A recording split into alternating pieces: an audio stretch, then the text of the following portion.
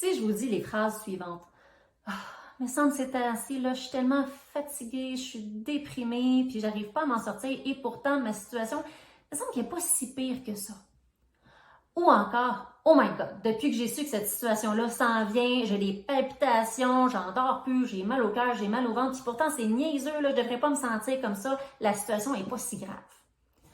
Est-ce que vous vous reconnaissez dans ce genre de phrase-là? Dans cette vidéo, on va regarder ensemble comment écouter ces symptômes comme un détecteur de fumée pour se mettre en action.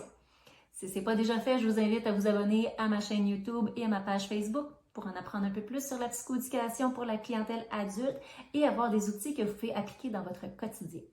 Je suis Valérie Roy, psychoéducatrice spécialisée en santé mentale adulte. Donc, qu'est-ce que je veux dire par là, mon détecteur de fumée?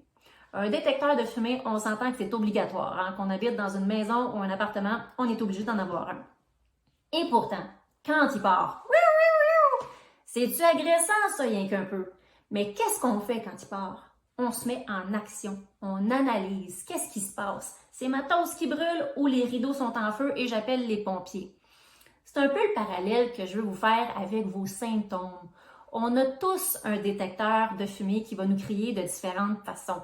L'important, c'est de prendre conscience de nos symptômes et qu'est-ce qu'ils veulent nous dire pour se mettre en action. On a malheureusement cette tendance-là de minimiser, de discréditer nos symptômes, hein, de dire, ben voyons donc, c'est niaiseux, c'est pas si grave que ça, je devrais pas m'en faire autant. Mais dans ce temps-là, on n'applique aucune solution. Tandis que si on apprend à s'écouter, à écouter notre détecteur de fumée, comprendre pourquoi on est dans cet état-là.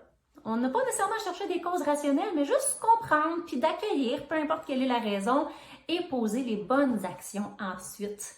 Bien là, c'est là qu'on va apprendre à bien écouter ces symptômes comme un détecteur de fumée et gérer ensuite convenablement nos situations. Ça vous a intéressé? Vous avez envie d'essayer l'analogie du détecteur de fumée pour vous-même? Je vous invite à me laisser vos impressions en commentaire, à aimer, à partager la vidéo. Et je vous invite également à aller voir ma vidéo Comment améliorer sa gestion du stress en ciblant les causes pour aller un peu plus loin.